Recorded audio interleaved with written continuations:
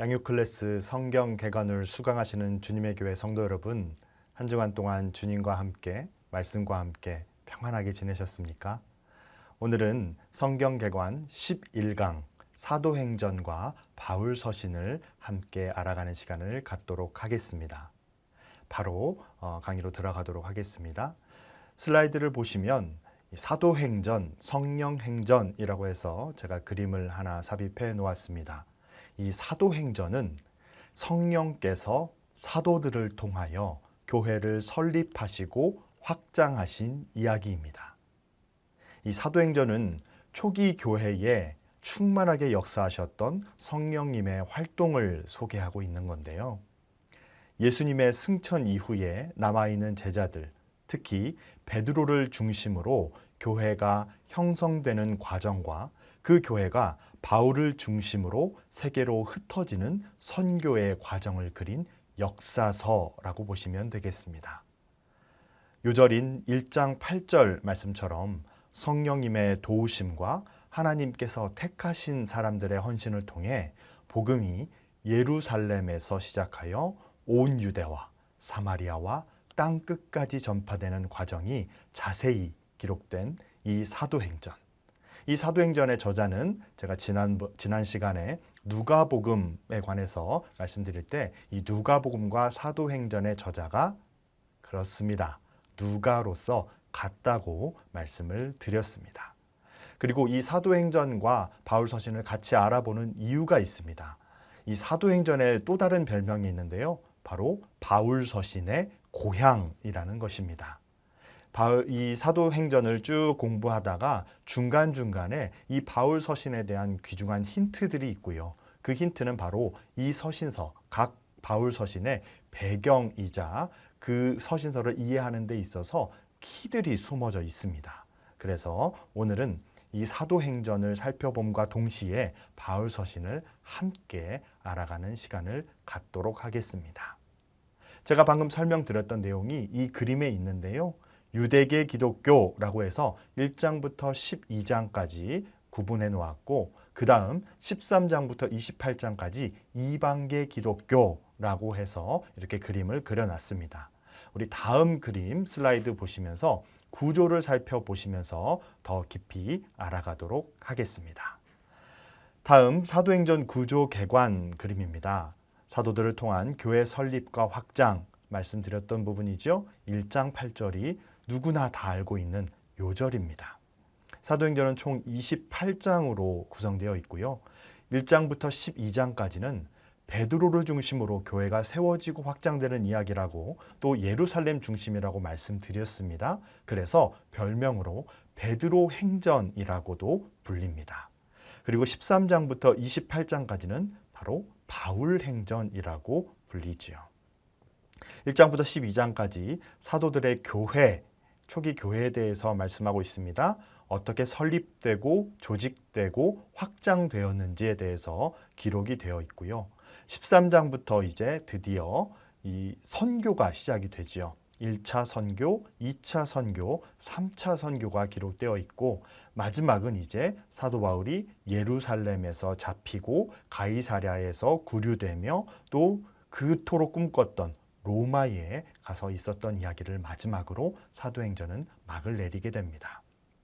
1장부터 12장까지 다시 한번 말씀드리면 이 예수님 승천 이후에 예루살렘 교회의 탄생, 성장, 확장 그 사이에 어떤 에피소드들이 있죠.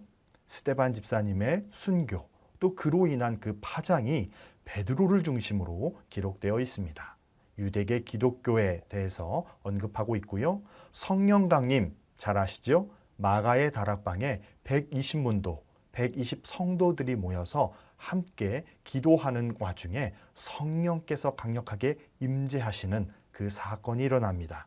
그래서 예루살렘 교회 또 베드로 행전이라고 불릴 수 있는 이유는 그 120명 가운데 또 베드로가 성령을 받아 설교한 이후에 무려 3,000명이나 되는 어른, 성인 남성이 세례를 받게 되고요.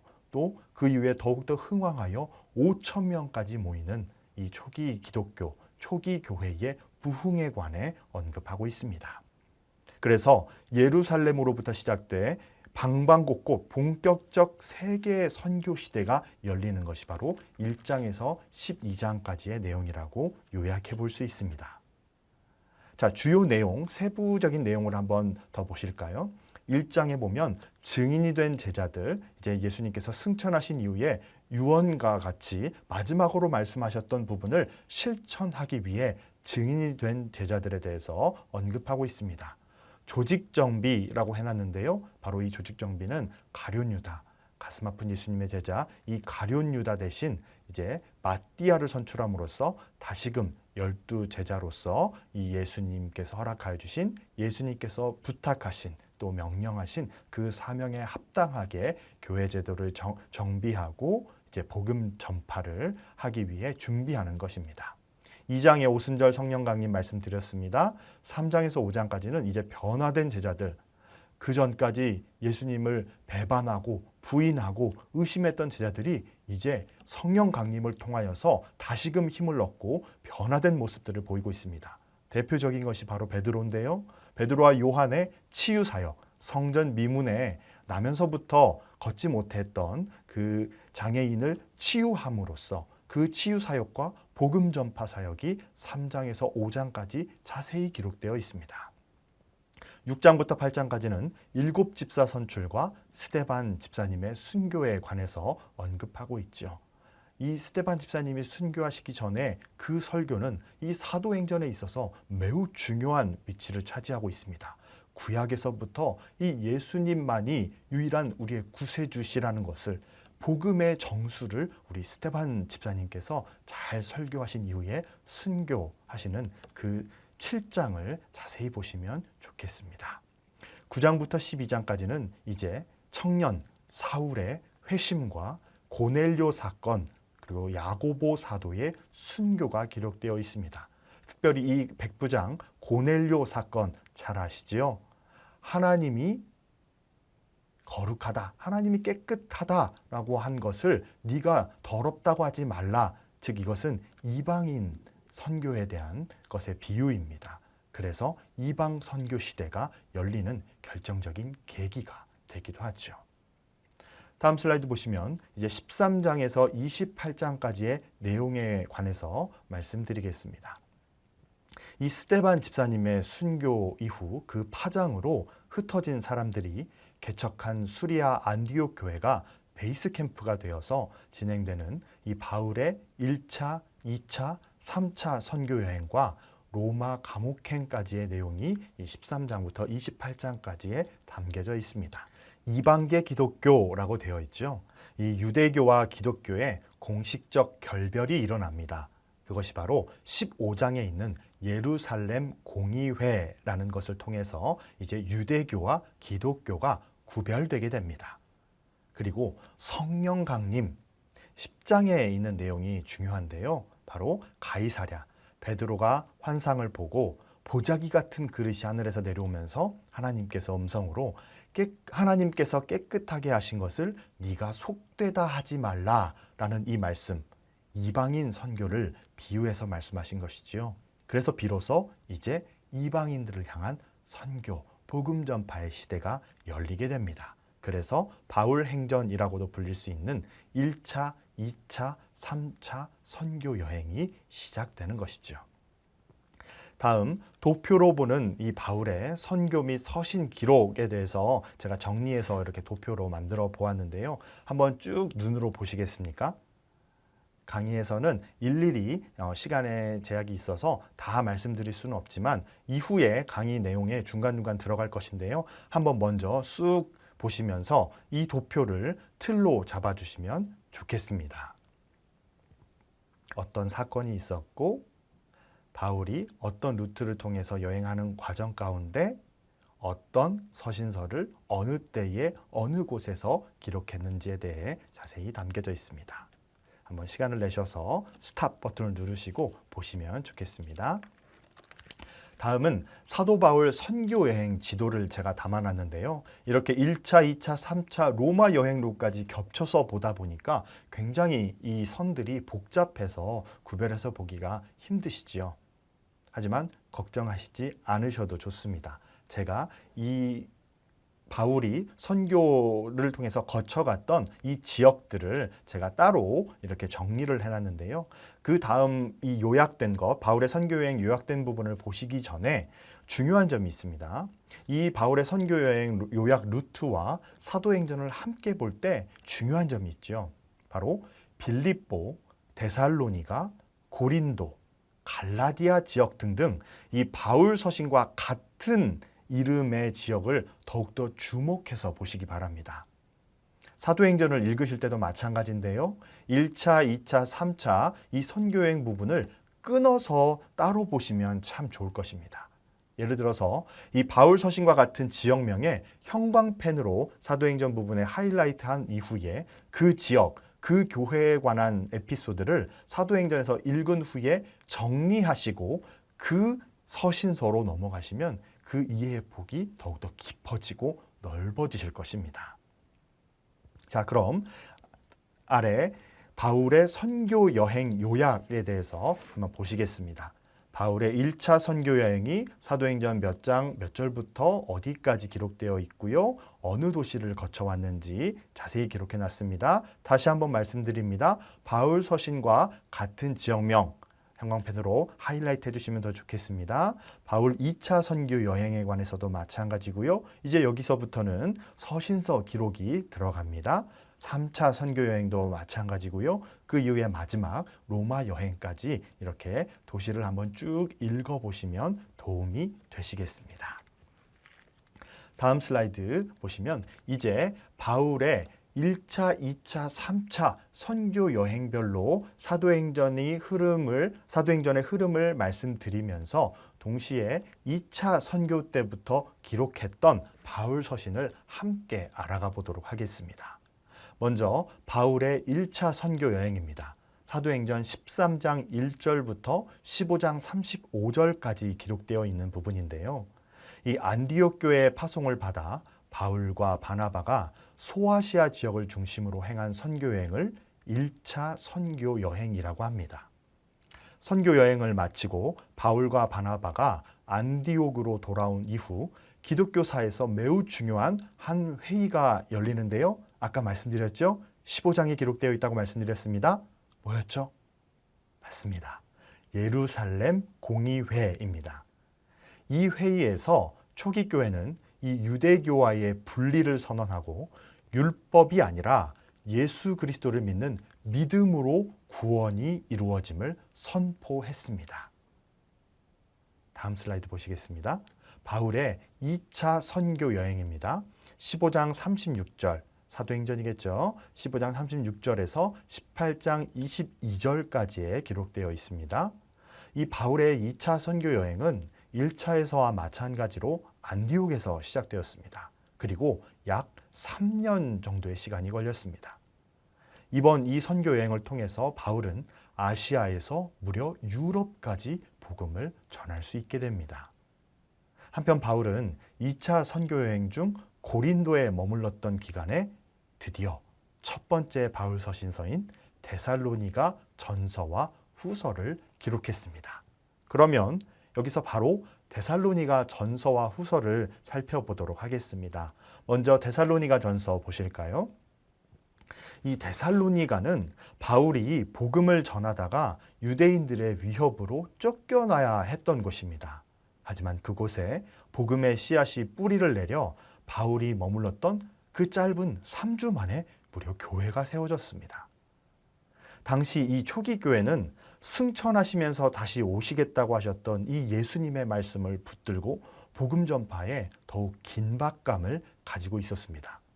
그런데 예수님을 기다려도 그 재림의 시기가 조금씩 늦어지자 이 데살로니가 교인들의 마음에 예수님의 재림에 대한 궁금증만 더욱 커지기 시작했습니다. 이 소식을 들은 바울이 예수님은 반드시 다시 오실 것이다. 재림에 관하여 말씀하면서 그들을 격려하며 쓴 편지가 바로 데살로니가 전서입니다. 한번 그림 속에 들어가 보시겠습니다. 주 51년경에 기록되어 있고요. 고린도 지역에서 기록했을 것으로 추측해 봅니다. 그리고 바울과 실루아노와 디모데가 함께 썼을 수 있을 것이라 추측이 가능합니다. 실루아노는 여러분 잘 아시죠? 신라의 또 다른 이름입니다. 혼동하시면 안 되겠습니다. 실로아노와 신라는 동일한 인물임을 기억하시면 좋겠습니다. 말씀드렸다시피 최초의 바울 서신이자 최초의 신약 문서라고 되어 있죠. 네, 우리가 빨리 다루었다고 해서 성경책의 맨 앞에 있다고 해서 사복음서가 먼저 기록된 것이 아니라는 것 알아두시면 좋겠습니다. 이 데살로니가전서 말씀드렸던 대로 중심 재림 서신이라고 이렇게 별명을 붙여놨을 정도로 재림이 키워드입니다. 1장부터 3장까지는 모범 신앙에 대해서, 4장과 5장에는 재림 신앙에 관해서 기록하고 있는데요. 데살로니가전서는 세 가지, 이 3으로 대표되는 세 가지 핵심들이 있습니다. 보시면 삼모범, 삼덕, 삼본, 삼강 세 가지 문제라고 해서 이렇게 기록해 놨는데요. 자, 삼덕은 데살로니가 교인들의 세 가지 덕입니다. 그들의 믿음의 역사와 소망의 인내와 사랑의 수고에 대해서 바울이 칭찬하는 것이죠. 또 세 가지 본은 믿는 자의 본, 형제사랑, 종말 신앙에 대해서 말씀을 하고 있습니다. 또 목회의 세 가지 모범에 대해서도 말씀하고 있는데요. 이 목회를 할 때는 유모처럼 유순하게, 자비량으로 아버지처럼 권면도 하고 위로하며 경계도 해야 됨을 말씀하고 있습니다. 그리고 3강은 보이시는 대로 그대로 믿음, 소망, 사랑에 관해서도 언급하고 있습니다. 그런데 세 가지의 문제가 있었습니다. 바로 무의도식하는 자들의 문제가 굉장히 컸는데요. 이 예수님의 재림을 왜곡하여 예수님께서 곧 오실 건데 장사하면 뭐하니? 공부하면 뭐하니? 돈 벌면 뭐해? 라고 하면서 일도 하지 않고 다른 사람의 일을 심지어 방해까지 하는 일들이 발생했습니다.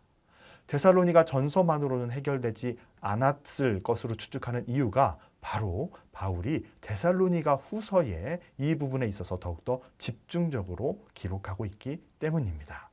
데살로니가 후서를 보시면요.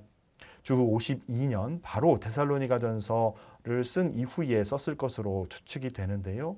이 시한부 종말론자에 대한 경계에 대해서 집중적으로 기록하고 있다고 말씀드렸습니다. 데살로니가전서, 이 데살로니가 교회에 먼저 보낸 편지, 이 전서를 먼저 보냈는데 이 데살로니가전서의 숲을 보기보다는 나무 하나만을 붙들고 바울의 의도를 오해한 이들을 위해 바울이 다시금 데살로니가 교회에 써보낸 편지입니다. 즉, 이 종말과 재림에 관한 매우 중요한 사실을 기록하면서 그 무의도식하는 자들에 대한 경고와 경계, 권면이 주를 이루고 있습니다. 자, 그러면 바울의 3차 선교 여행에 대해서 알아보도록 하겠습니다. 이것은 사도행전 18장 23절에서 19장 41절까지 기록되어 있습니다. 에베소에서의 사역과 고린도 교회, 갈라디아 교회를 위한 편지 사역이 주를 이루고 있습니다. 그러면 고린도 교회는 어떤 교회였을까요? 바울이 제2차 선교 여행 중에 무려 1년 6개월을 머물면서 동업자이자 동역자인 아굴라와 브리스길라 부부와 함께 전도하여 디도 유스도의 집에서 개척한 교회가 바로 고린도 교회입니다. 고린도라는 이 도시는 어떤 도시였을까요? 이 고린도는 세계 각지의 사람들이 왕래하는 상업도시이자 물질 만능의 도시였다고 합니다.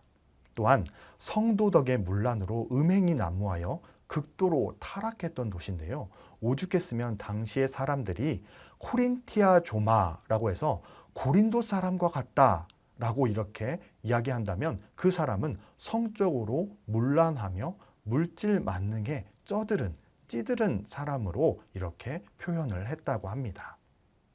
고린도는 그리스의 신흥 항구 대도시로서 여러 상인이 몰려드는 이 동방세계와 서방세계를 연결하는 해상 교통 중심지였기 때문에 복음 전파를 위해서도 이 선교 전략적으로 매우 중요한 도시였습니다.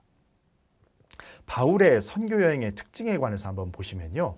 이 고린도와 같이 대도시, 수도에서 전하는 경우가 많습니다. 그리고 로마가 군사용으로 닦아놓은 그 도로, 큰 도로, 대로에서 전하는 것을 볼 수 있고요. 또 유대인들이 모이는 이 유대인의 회당, 에서 안식일 회당 예배 가운데 바울이 설교하고 선교하는 모습을 우리가 종종 보게 됩니다.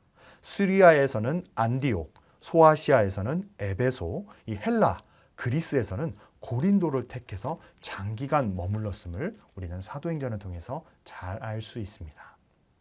자, 그럼 그 고린도 교회 교인들에게 편지를 써 보낸 고린도 전서에 대해서 알아보겠습니다. 고린도 전서는 1장부터 6장까지에는 세 가지 문제에 관해서 언급하고 있습니다. 이 세 가지 문제가 뭐냐면요. 분쟁, 당파라고 되어 있는데 이 당시에 고린도 교회에서 바울이 떠나 있을 때 네 가지 이 당파로 나뉘어져서 이 교회를 다녔다고 합니다. 그 네 가지의 분파, 당파는 바로 바울파가 있고요. 그리고 아볼로파가 있었고, 그리고 게바, 베드로파가 있었고요. 이것도 다도 필요 없다. 우리는 그리스도파다라고 해서 이 네 가지의 분파가 생겨서 당파를 지어 싸움을 했다고 합니다. 이 문제에 대해서 그리고 이어서 음행에 관한 것들, 고린도 자체가 이 음행이 가득한 문란한 도시였다고 말씀을 드렸죠. 이것이 또 고린도 교회까지 영향을 미쳐서 이런 문제가 있었다고 합니다. 그리고 또 교인들끼리 서로 고발하고 송사하는 이 문제를 바로 글로의 집을 통해 이런 문제가 있음을 바울이 듣고 적은 부분이 바로 1장에서 6장까지의 부분입니다. 그리고 7장부터 16장까지는 네 가지의 신학적인 질문에 대해서 바울이 답해 주는데요.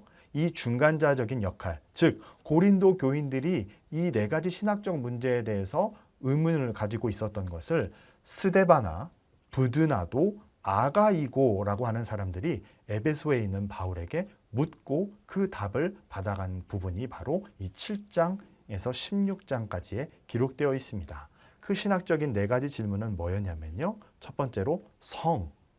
이 고린도에서는 이 성이 큰 이슈였던 것 같습니다. 혼인과 금욕주의의 문제에 대해서, 그리고 이어서 우상에게 바친 제물을 어떻게 할 것인가, 쉽게 말하면 먹어도 되냐라는 것이죠. 그리고 신령한 은사들에 대해서 말하고 있고요. 또 헌금, 이 연보에 관한 것에 대해서 이 신학적인 네 가지의 문제에 묻고 바울이 답한 것의 내용이 바로 7장에서 16장에 담겨져 있습니다. 세부적으로 알아보면요. 또 11장에는 예배 질서에 관한 것, 또 13장에 고린도전서를 얘기하는데 이 13장을 이야기하지 않을 수 없죠. 바로 이 교인들뿐만 아니라 우리 크리스찬이라면 마땅히 가져야 될 이 사랑에 대해서 13장에서 집중적으로 말씀하고 있고요. 또 15장에는 부활에 관해서도 자세히 언급하고 있습니다. 다음 고린도 후서를 넘어가 보도록 하겠습니다. 회개와 화해의 기쁨이라고 되어 있죠. 하나님과 화목하라라고 되어 있습니다. 그리고 또 바울과 이 고린도 교인들, 그리고 고린도 교인들 간에 화목하라라는 메시지가 주를 이루고 있습니다.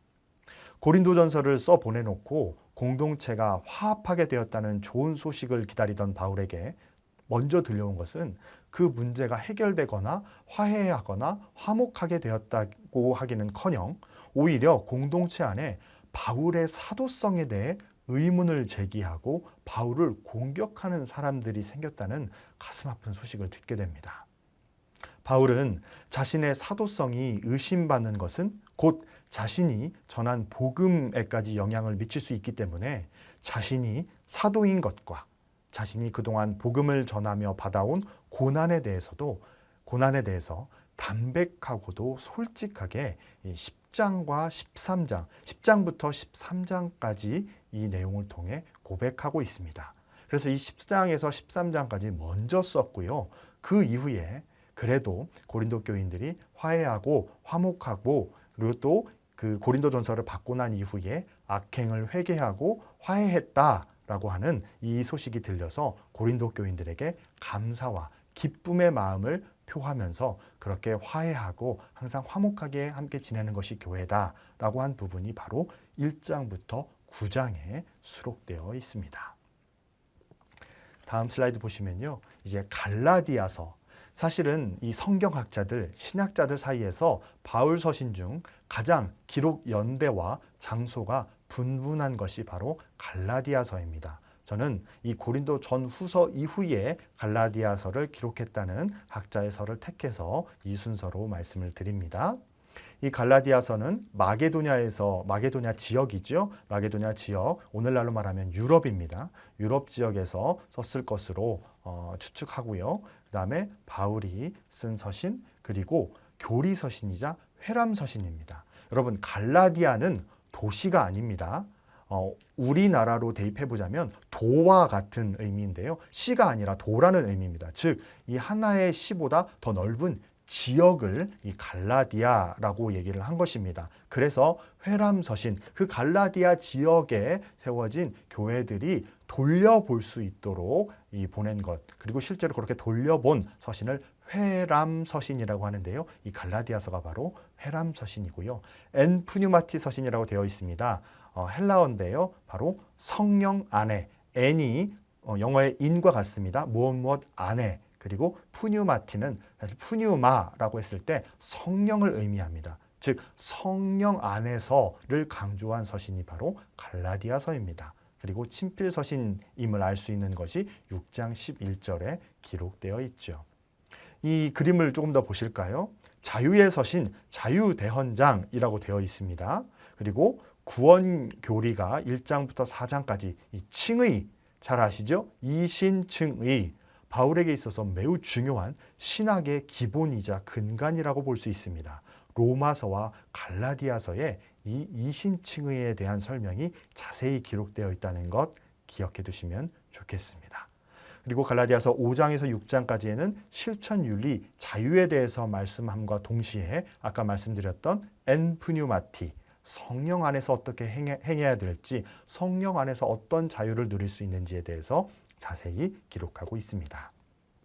조금 더 디테일을 알아보자면 이 자유의 서신, 또 기독교의 독립선언문, 바울의 이신칭의를 비롯한 이 교리에 관해서 기독교가 유대교와 어떻게 다르며 독립되었는지 기독교 독립선언문이라고도 이 갈라디아서를 볼 수 있습니다.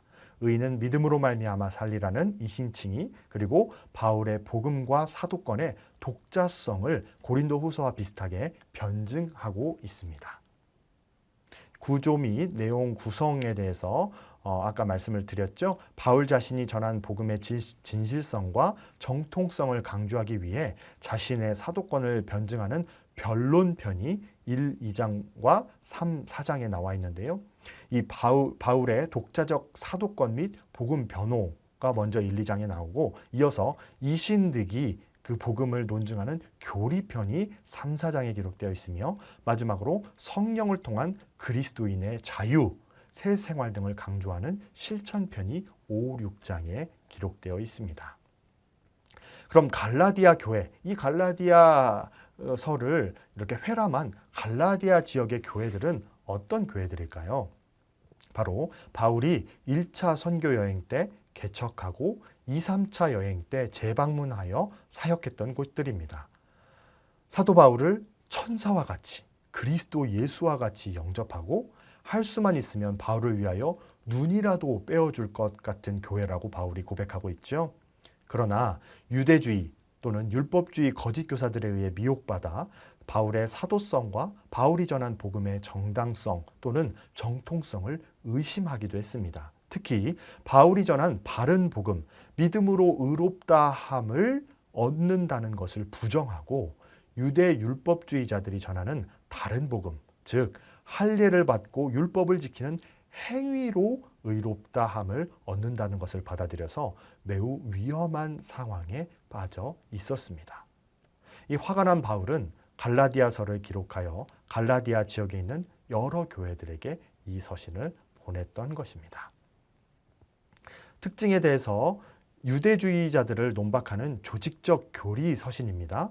또 바울의 사도권과 복음의 독자성을 변호하고요. 성령을 통한 그리스도인의 자유의 삶으로서의 새 생활을 강조하고 또 강경하고 논쟁적인 어투가 나타납니다. 복음을 위한 투쟁을 통해 복음의 순결성을 확증하고요.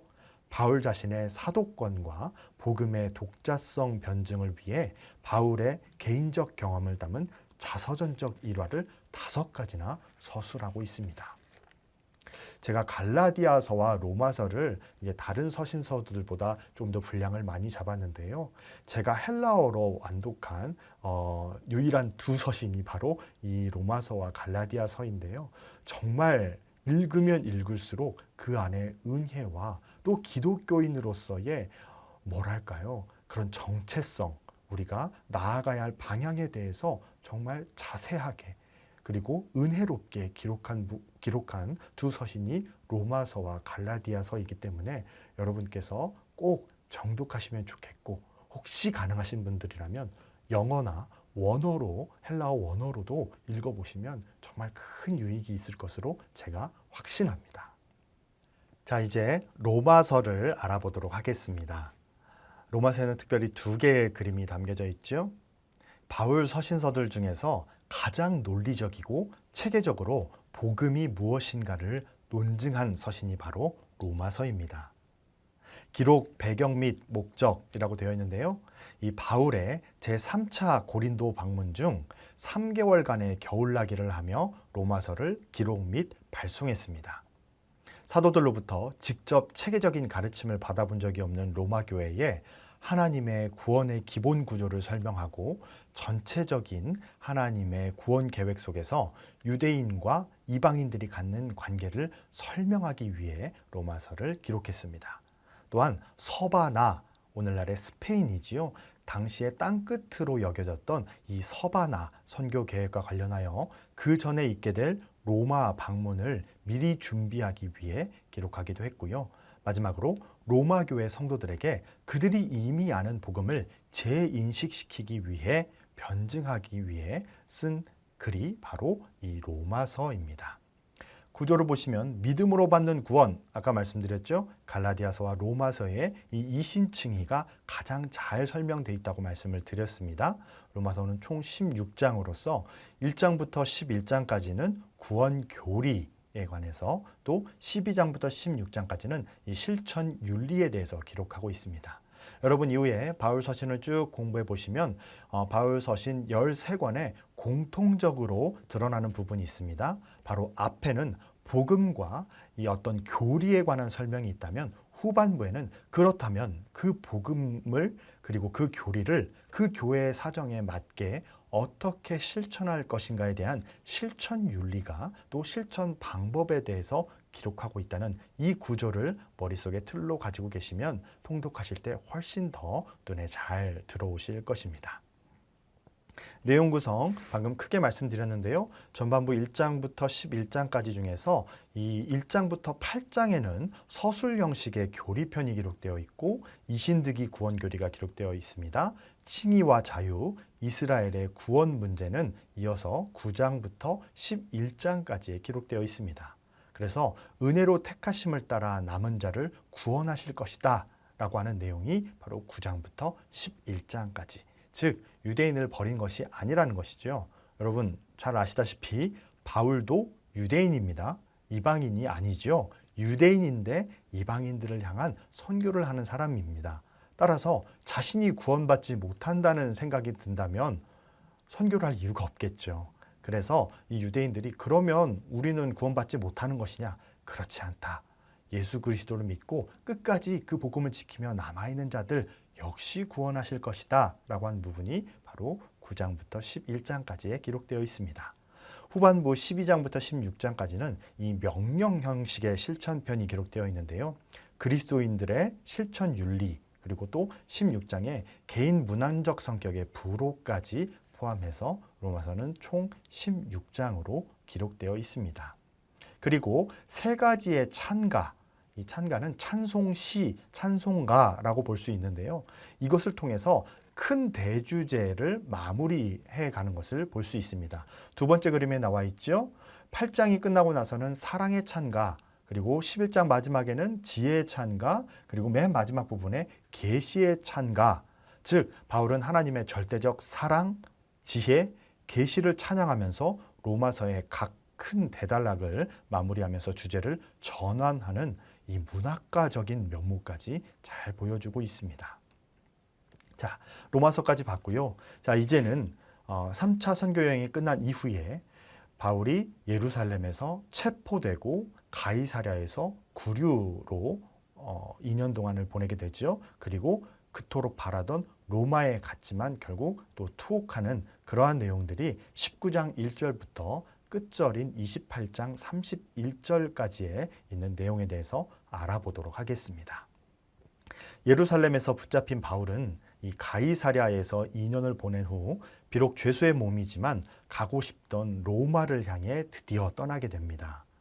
로마에 도착한 바울은 가택연금 상태로 2년을 머물렀습니다. 즉 우리가 생각하는 교도소, 감옥이 아니라 그냥 집에서 그 밖에 나갈 수 없는, 어느 정도의 거리 밖을 나갈 수 없는 가택연금 상태에서 이 로마에서 2년 동안 머물렀습니다. 이 기간에 바울은 자유롭게 다닐 수는 없었지만 자신을 찾아오는 사람들과는 만날 수 있었다고 합니다. 그래서 바울은 이 중에 에필골몬, 우리가 뭐라고 부르죠? 옥중서신, 이 네 서신을 기록하게 됩니다. 그리고 또 디모데 전후서, 디도서, 뭐라고 부르죠? 목회서신이라고 부르죠. 이 목회서신도 기록하게 되고요. 그리고 그 중에서 이 디모데 후서는 바울의 최종 유언적 성격을 가지고 있는 서신서입니다.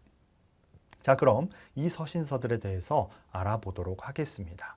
먼저 에베소서인데요. 옥중서신이라고 말씀드렸습니다. 보시면 별표 쳐 있는 부분을 한번 쭉 보실까요? 회람서신, 갈라디아서 설명 때 말씀드렸습니다. 옥중서신, 말씀드렸고요. 엔크리스토 서신, 아까 제가 엔푸뉴마티, 갈라디아서 설명할 때 N이 어떤 의미라고 말씀드렸죠? 무엇 안에, 영어로 in과 같다고 말씀드렸습니다. 크리스토, 크리스토스가 바로 그리스도, 예수님을 말합니다. 그래서 이 에베소서에는 그리스도 안에라고 하는 것이 무려 35번, 35회나 등장합니다. 그리스도 안에 있다는 것이 매우 중요하다. 즉 교회론에 관해서 말씀할 때 이 엔크리스토스를 많이 언급합니다. 삼위일체 사역에 대해서 언급한 서신이기도 하고요. 또 골로새서와 쌍둥이 서신이기도 합니다. 자, 그러면 이 에베소서의 설명을 좀 더 해드리겠습니다. 이방인과 유대인이 그리스도 안에서 하나됨을 강조하는 서신입니다. 그리고 쌍둥이 서신은 골로새서의 3분의 1이 이 에베소서와 같기 때문에 쌍둥이 서신이라고 말씀드릴 수 있습니다. 대표적인 게 뭐죠? 가훈표라고 많이 들어보셨을 텐데요. 5월 가정의 달에, 그리고 결혼 때나 어떤 가족의 모임 때 이 가훈표 설교를 많이 들어보셨을 것입니다. 이 가훈표에 관한 것이 에베소서와 골로새서에 동일하게 담겨져 있는 내용, 즉 쌍둥이 서신에 담겨져 있는 내용 중 하나입니다. 특별히 삼위일체 하나님의 사역에 대해서 언급하고 있다고 말씀드렸죠. 성부 하나님의 사역, 성자 예수 그리스도의 사역, 성령님의 사역을 순서대로 1장 3절부터 14절까지 아주 일목요연하게 자세히 기록하고 있습니다. 세 가지 교회론, 이 에베소서는 교회론의 서신서라는 별명도 있는데요. 이 교회론에 관해서도 알기 쉽게 비유를 들어 자세히 설명하고 있습니다. 먼저는 1장 23절 부분에 나와 있는 몸교회론, 그리고 2장 21절 부분에 나와 있는 성전교회론, 그리고 5장 31절 부분에 나와 있는 아내, 즉 신부교회론에 대해서 자세히 설명하고 있습니다. 그리고 화해기독론이라고 해서요, 이 에베소서에서는 이 화해기독론도 자세히 설명하고 있는데요. 화목제물로서 화목주이신 이 예수 그리스도에 대해서, 그렇기 때문에 그 예수를 믿는 우리는 인종 간에도 화목해야 한다라는 결론을 내리고 있는 이 화해기독론에 대해서도 에베소서에서 언급하고 있습니다. 이어서 이 에베소서의 쌍둥이, 뭐라고 말씀드렸죠? 골로새서에 대해서 알아보도록 하겠습니다. 자, 이제부터는 주로 그림을 살펴보시면서 그 그림 안에서 설명을 드리도록 하겠습니다. 이 골로새서는 에베소서와 비슷한 시기에 주 61년경에 기록되어 있을 것으로 보고요. 빨간색을 먼저 한번 보시겠어요? 만물, 교회의 머리 되신 그리스도에 대해서 언급을 하고 있습니다. 역시나 옥중서신이고요. 또 화해기독론, 여기서도 마찬가지지요. 골로새서에서도 이 화해기독론에 대해서 자세히 언급하고 있습니다. 그리고 영지주의 이단을 경계해라 라는 말씀이 나오는데요. 여러분, 영지주의, 이단 잊어버리신 거 아니죠? 우리 중간사 때 배웠습니다. 드디어 나오는 것이죠. 사도행전을 사실 읽어가면서 디테일하게 세부적인 설명을 할 때 여러분 이 헬레니즘 문화, 우리가 중간사 때 배웠던 내용들이 아주 잘 적용되는 것을 볼 수 있습니다. 골로새서에서 단편을 보게 되었는데요. 바로 당시 헬라 철학에서부터 나온 이 영지주의 이단이 이 골로새 지역에 있으면서 골로새 교인들을 혼란스럽게 만들었던 것 같습니다. 그래서 이 영지주의 이단을 경계하라라는 말씀이 이 안에 기록되어 있습니다. 역시나 바울이 친필로 기록한 서신임이 4장 18절에도 기록되어 있죠. 1, 2장, 3, 4장 나눠서 볼 때 교리, 윤리, 제가 말씀드렸죠. 교리나 이 복음에 대해서 먼저 말씀하고 그 다음에 윤리, 실천편에 대해서 후반부에 말씀하는 공식이 역시나 이 골로새서에도 적용이 되어 있습니다. 보시면 1장에는 만물의 머리 되신 그리스도 주제, 골로새서의 주제가 나오고요. 그리고 2장에 바로 그 이단 경계, 이 당시에 4가지 종류의 이단이 골로새 교회에 있었다고 합니다. 영지주의 이 혼합 종교, 그리고 헬라 철학을 바탕으로 한 영지주의도 그것에 포함이 어느 정도 되겠죠. 그리고 유대주의, 신비주의를 경계하라라는 내용이 이곳에 담겨져 있고요. 아까 제가 말씀드렸던 이 가훈표가 3장에 들어가 있고 그 다음에 이 편지를 받는 골로새 교인들을 향한 문안 인사가 마지막에 수록되어 있습니다. 자, 그 다음 빌레몬서입니다. 역시 옥중서신이지요. 예, 그리고 바울이 기록했는데 조금은 독특한 이 배경을 가지고 쓰여진 서신서입니다.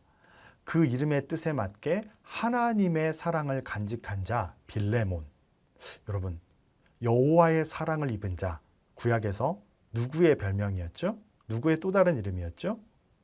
여디디야, 솔로몬의 또 다른 이름이었습니다. 거의 일맥상통한다고 볼 수 있는데요. 히브리어의 여디디아가 이 헬라어의 빌레몬과 거의 비슷한 의미라고 생각하시면 되겠습니다. 이 하나님의 사랑을 간직한 자라는 이름의 뜻을 가진 이 빌레몬이 자신의 도망친 종 오네시모를 사랑으로 용서하는 아름다운 이야기입니다. 사실 용서했다기보다도 이 감옥에서 이 빌레몬으로부터 도망친 오네시모를 바울이 만나서 이제 다시금 돌아가야 되는데요. 이 오네시모의 종인 빌레몬에게 사랑으로 용서해주면 좋겠다라는 의미로 써서 보낸 것이 바로 이 옥중서신 중 하나인 빌레몬서입니다. 그래서 짧게 1장으로 기록되어 있습니다. 이어서 빌립보서입니다. 사실은 에필골몬 그 순서로 설명을 많이 하곤 하는데요. 많은 학자들이 빌립보서를 옥중서신 중에 가장 마지막으로 기록했을 것으로 추측하기 때문에 빌립보서를 마지막에 말씀드립니다. 빌립보서 별명 잘 아시죠? 바로 기쁨의 서신입니다. 그래서 주제가 빌립보서 4장 4절에 바울이 언급했던 것처럼 주 안에서 항상 기뻐하라. 기쁨의 서신이죠. 네, 이 빌립보서에는 케노시스 기독론이라고 해서 중요한 부분이 나옵니다. 여러분, 케노시스가 뭐냐면요. 케노시스의 뜻은 바로 비움입니다. 비움.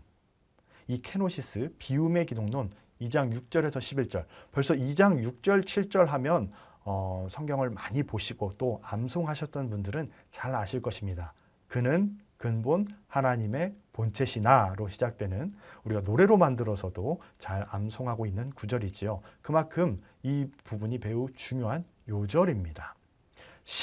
하나님이신 예수님이 자기를 비워 종으로 오셨음, 즉 비움의 극치, 겸손의 극치를 기록하고 있는 부분인데요.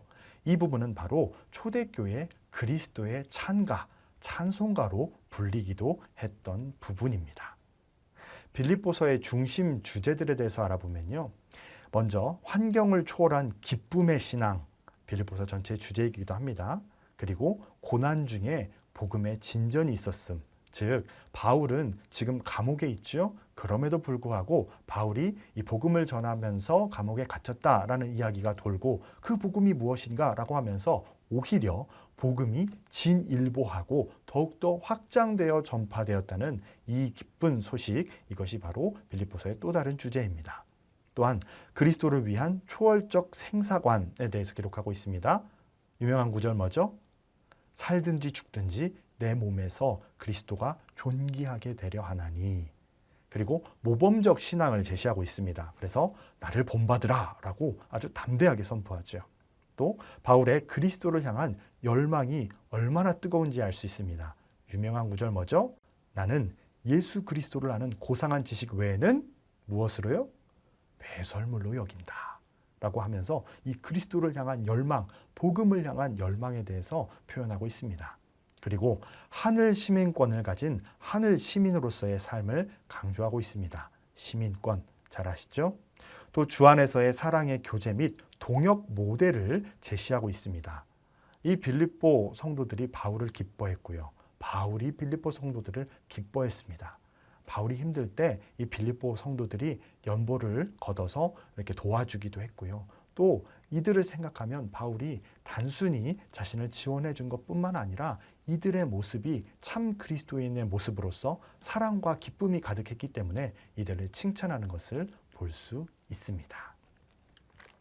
다음 이제 디모데 전서로 넘어가 보도록 하겠습니다. 여러분, 디모데 전서, 후서, 디도서 편의상 묶어서 뭐라고 말하죠?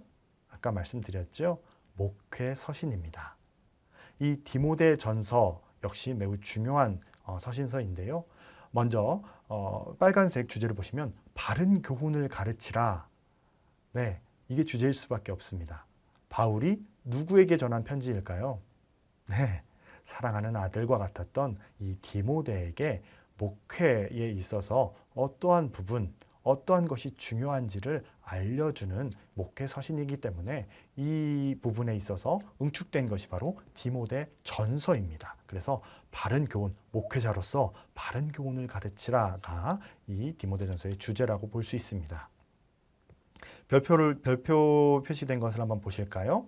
목회 서신이고요. 바울의 전향회고록이라고 해놨는데요. 너무 어려운 말이죠. 쉽게 말하면 디모데를 향한 바울 자신의 간증이라고 이해하시면 되겠습니다. 그리고 그 아래 감독 및 집사의 자격, 목회자로서 이 교회의 조직을 구축하고 사람을 뽑을 때 있어서 이 감독이나 집사로서 자격이 있는 사람들은 이렇다라고 알려주는 부분입니다. 그리고 또 그리스도의 찬가가 나와 있다고 말씀드렸습니다. 이것은 빌립보서 2장 6절에서 7절 아까 말씀드렸죠.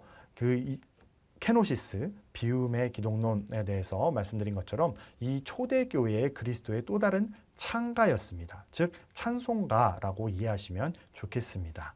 그리고 디모데 개인에 대한 교훈이 또 6장에 개인적 지침들이 기록되어 있는데요. 목회자로서의 바른 모습, 즉 경건에 대한 권면, 그리고 무력 절제에 관한 부분에 대해서 기록하고 이어서 디모데와 이제 개인적으로 애틋한 정말 친아들과 같이 되었기 때문에 디모데 개인에 대한 권면과 당부가 수록되어 있는 것이 바로 디모데 전서입니다. 다음 디모데 후서로 바로 넘어가지 않는 이유가 있습니다.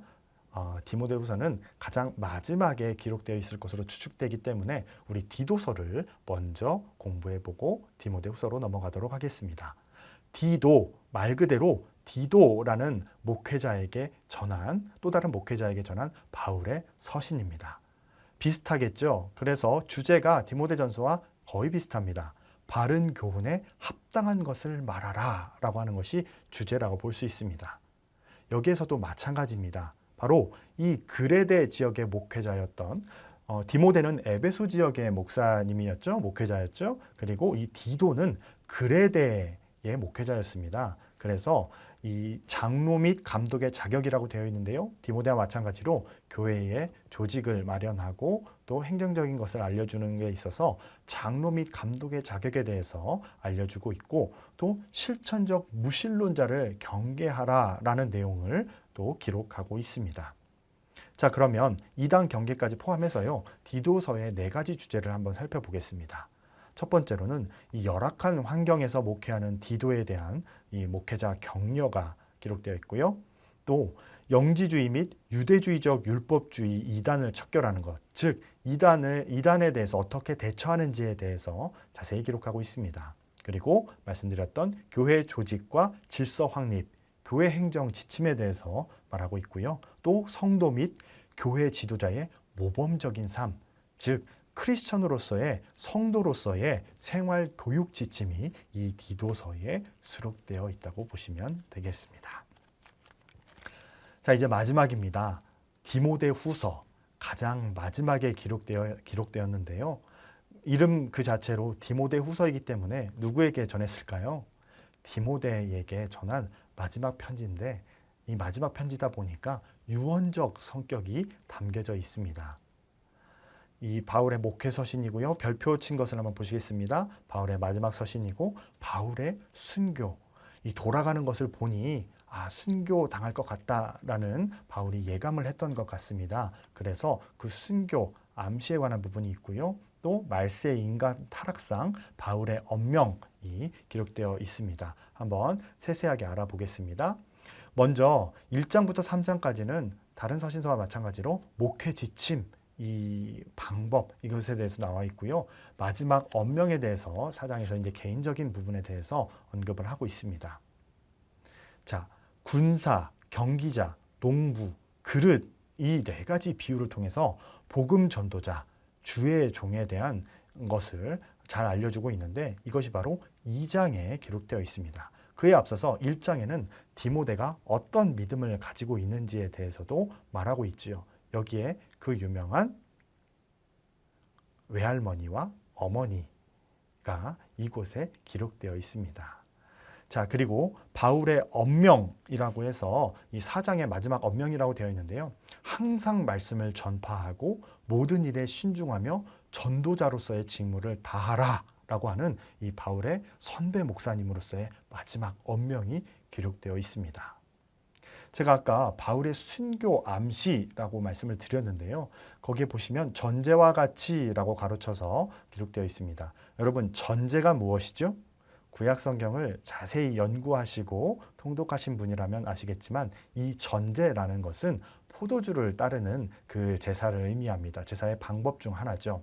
그런데 왜 전제와 같이라고 했냐면 이 전제가 바로 모든 제사의 마지막 부분에 해당되는 것이기 때문입니다. 즉 본인이 그 전제와 같이 드려질 것, 순교 당할 것을 본인이 직감하고 디모데에게 이 부분에 대해서 언급하고 있는 것이죠.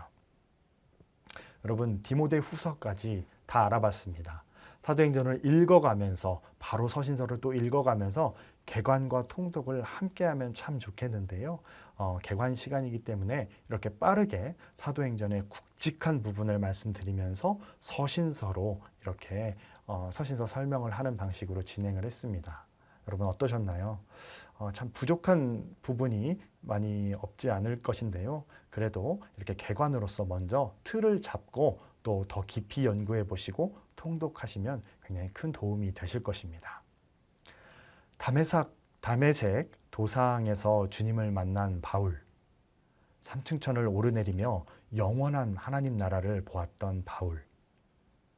그는 지위고하, 남녀노소를 막론하고 만나는 누구에게나 거침없이 담대하게 복음을 전파했습니다. 채찍에 맞고 돌에 맞고 헐벗고 욕먹고 굶주리고 쫓겨다니고 투옥되면서까지 예수님을 전했습니다. 그런데 디모데후서를 마지막으로 쓰고 있는 그의 마지막 상황은 어땠나요? 육체는 상할 대로 상했으며 춥고 어둡고 전염병균이 가득하고 악취가 나는 감옥에서 아들 같은 디모데만을 그리워하고 있습니다. 씁쓸하신가요? 그러나 그는 조금도 절망의 빛이 없습니다. 이제 후로는 의로운 재판장이 의의 면류관을 씌워주실 것이라는 확신이 있었기 때문입니다. 이런 일생을 살아낸 바울이 있을 곳을 예비하기 위해 주님께서 부활하시고 승천하셨습니다. 따라서 우리 예수님이 신원의 날에 심판주로 나타나셔서 이 바울을 판단해 주실 것입니다. 공평하신 하나님께서 이 복음을 위해 목숨을 걸었던 바울을 칭찬해 주시고 안아주실 것입니다. 이 기대와 소망을 가지고 우리는 다음 주 요한계시록과 요한서신 공동서신으로 만나겠습니다. 한 주간 동안 이 바울 서신 그리고 이것의 배경이 되는 사도행전을 읽어보시면서 또 깊이 연구하시면서 말씀과 함께 주님과 함께 평안하고 행복한 한 주 보내시기를 기도하겠습니다. 감사합니다.